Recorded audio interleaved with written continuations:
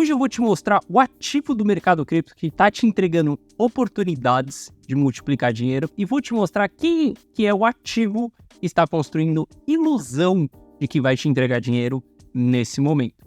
Bom, Itelis na área e vamos lá para mais um dia de análise do mercado cripto. Se você não for inscrito no canal, considere se inscrever. Aqui eu trago um mega conteúdo todos os dias da semana, principalmente quando eu falo sobre análise on-chain. E caso esse conteúdo venha fazer sentido para você, deixe seu like para dar aquela força pro canal e para mostrar que o conteúdo ele está sendo relevante, beleza? Bom, mas chega de papo, bora ver gráfico, que é o que nos interessa aí. Olha só, em um passado bem recente, a gente teve uma distribuição super forte em cima do Bitcoin, onde grandes players começaram a vender, realizar lucro, colocar um pouco de todo aquele lucro que ele tinha na tela no seu bolso. Quando a gente olha para essas distribuições de moedas mais antigas, a gente consegue observar que isso é um padrão clássico de formação de topo e topos complexos, onde a gente deve sim nos proteger diante a esses topos. Olha só essas barras vermelhas aqui, que é essa distribuição, elas apareceram lá em 2013, depois apareceu no topo do mercado do final de 2013, apareceram aqui duas vezes também durante a nossa subida ali de Bull Run de 2017, veja que foram topos locais aqui muito importantes, tá? Depois aparece o nosso topo cíclico. No último ciclo nós tivemos essas barras vermelhas também aparecendo em janeiro de 21, que foi um topo extremamente importante que nós tivemos ali, um topo periódico, ainda não tinha sido o seu topo cíclico. Depois a gente subiu ali e foi buscar o nosso topo cíclico. Veja que no passado recente a gente também teve essas distribuições acontecendo, tá? Se a gente der um zoom in aqui para entender o que está acontecendo nesse momento, a gente vai ver que já houve uma boa diminuição dessa distribuição, algo que é muito positivo nesse momento, algo que nos deixa mais tranquilo e com mais confiança da gente ficar investido nesse momento. Se grandes players não estão vendendo, significa que a gente cessou a pressão de venda desses grandes players. Eles podem voltar a começar a vender? Sim, eles podem voltar a começar a vender e eles vão aumentar a pressão de venda mais uma vez, caso isso aconteça. Nesse presente momento, eles cessaram a sua pressão de venda.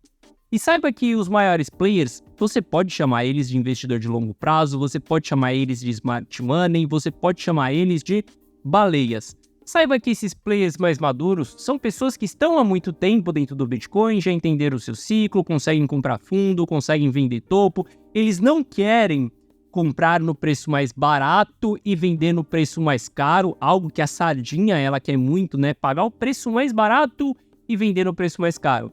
O investidor mais maduro, ele enxerga o mercado como se fosse um peixe. E um peixe você não precisa nem comer o rabo dele e nem a cabeça dele, só precisa ficar com a parte mais saborosa do peixe.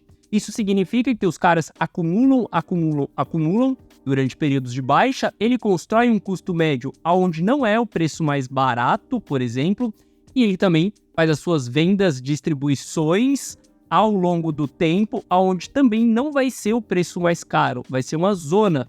Ou seja, ele vai ter um preço de entrada mais alto do que o preço mínimo e um preço de saída mais baixo do que o preço máximo também.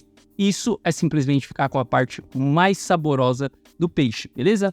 Bom, esses caras pararam de distribuir nesse momento, algo que é muito positivo para nós. Nos dá um fôlego para a gente subir, dar mais uma pernada, como eu comentei com vocês na semana passada.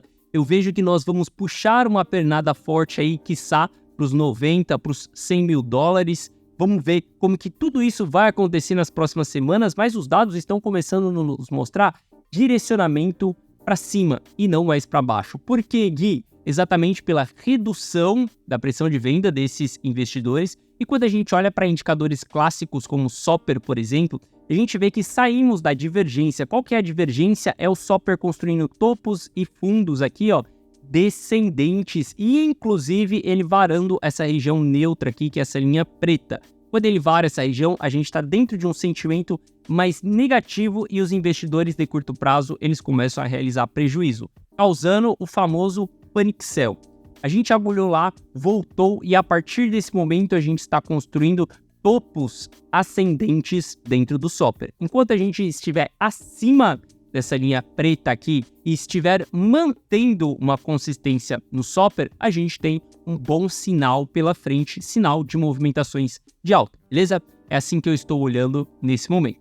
Um outro grupo de entidade, né? Quando a gente olha para os investidores do mercado cripto e qualquer investidor, existem vários grupos de entidade.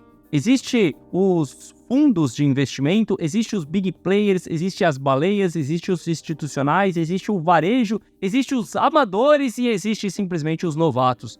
Existem vários grupos de investidores. O que a gente sempre faz na nossa análise, principalmente na análise on-chain, é olhar para os grupos de entidades mais relevantes e ver o que o grupo de entidade mais relevante ele está fazendo. E a gente dá menos atenção para que o grupo de entidade menos relevante ele está fazendo, beleza? Bom, um outro grupo de entidades super relevantes nesse momento é exatamente os ETFs, os big players.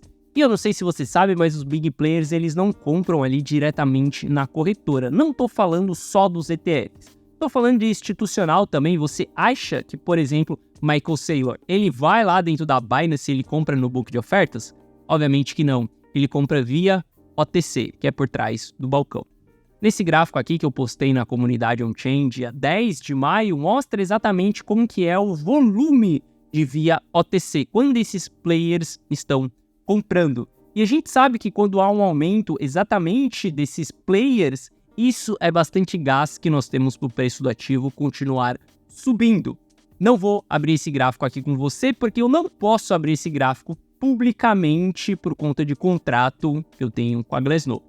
Mas a gente consegue ver exatamente o fluxo de ETF nesse momento aqui aumentando. Então a gente vê o interesse desses players nesse momento. A gente vê que os players mais maduros, ETFs institucionais, eles estão voltando um pouquinho ali com seu apetite. Estamos no maior nível de apetite? Obviamente que não. Mas a gente já tem um início desse apetite voltando. Se a gente olhar para o varejo ali, a gente consegue traquear métricas, por exemplo, de visualizações em YouTube, novos inscritos, posts no Twitter, para saber se o varejo está chegando ou não. Saiba que o varejo e os novatos, eles adoram notícias para poder tomar decisões. Saiba que uma pessoa amadora, ela não tem as informações, os dados, os números dos gráficos. Por quê? Essa pessoa, ela não assina plataformas, ela não investe em conhecimento e ela muito menos investe em relatórios para ela tomar uma decisão.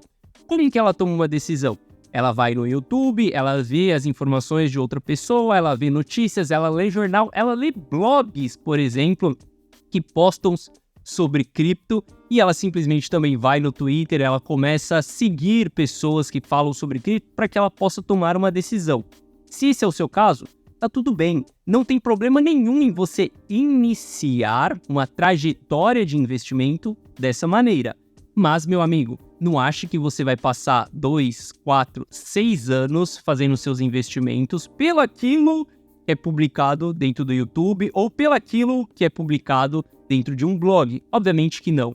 Se você quiser se profissionalizar, se você quiser ser um investidor maduro de verdade, você vai precisar olhar para dados, informações privilegiadas que nós chamamos. Todas essas informações que estão disponíveis para o público não são informações privilegiadas. Por exemplo, eu não posso abrir um gráfico aqui com você sobre balanço de via OTC, porque eu tenho um contrato com a Glassnode, eu não posso falar isso publicamente. Eu só posso falar isso para quem são os meus clientes, entende? Porque são informações privilegiadas. E todos os grandes players, eles fazem isso. Bom, então quando a gente olha para essas métricas aqui, nós estamos buscando exatamente olhar para o que o varejo ele está fazendo. Se o varejo está seguindo novos canais ou não, isso é um sinal de se o varejo está chegando, se ele está buscando por conhecimento ou não. Nesse momento, estamos vendo que o varejo ele não está no mercado, né? A gente teve um aumento do varejo aqui quando o preço do ativo estava subindo. Espere que esse gráfico aqui ele só vai começar a subir quando a gente romper os 60 ou 73 mil dólares ali do Bitcoin. Aí o varejo vai começar a voltar. Ou seja, nesse momento, os big players estão começando a se posicionar, mas o varejo não. E aí você pode vir aqui e me questionar, Gui, mas as pessoas que falam sobre cripto, elas não estão dentro do YouTube. Elas estão dentro do Twitter. Então a gente vai lá no Twitter e olha exatamente para o Twitter. E a gente vê que também, nesse momento, não temos publicações, não temos interesses de menções sobre o Bitcoin. A gente pode olhar para canais, a gente pode olhar para Twitters de corretoras, a gente pode olhar para thread, pode olhar para várias coisas. Coloquei uma métrica aqui de seguidores dentro do Twitter, só para você entender que nesse momento o varejo também não está presente. E quando a gente olha para carteiras principais ali, por exemplo, a gente pode olhar para as carteiras que tem mais de 1.000 bitcoins, a gente vai ver que houve ali um acúmulo depois que teve a aprovação do ETF, essas carteiras distribuíram muito forte no topo do mercado e agora a gente está passando por um momento mais apático aqui. Mas veja que desde o momento que a gente saiu ali dos 57 mil dólares e voltou a subir, essas principais carteiras elas estão acumulando de pouquinho em pouquinho. Elas não estão fazendo grandes acumulações, a gente está mais num movimento lateral aqui dentro, mas a gente vê um pequeno interesse desses players voltarem para o jogo. Se os big players estão voltando para o jogo, o varejo não está voltando para o jogo, eu não olho para o varejo, eu não sigo o varejo. Lembre-se, tem um grupo de entidades mais relevantes e o grupo de entidades menos relevante. O varejo é o menos relevante para mim. Eu olho para o grupo de entidades que é exatamente os big players, os institucionais, as baleias, os investidores de longo prazo e eu gosto de seguir o que esses caras estão fazendo. Nesse momento, a gente tem grandes acumulações? Não. Mas, nesse momento, a gente já tem diminuição da pressão de venda, que é algo super importante. Na semana passada eu mostrei para você que o investidor de longo prazo, ele parou de vender, ele zerou suas vendas, isso é muito bom. E quando a gente olha para carteiras ali de baleias, acima de 1.000 bitcoins, por exemplo, essas carteiras, elas estão simplesmente entrando em um movimento de acumulação e menos distribuição, algo que é muito bom.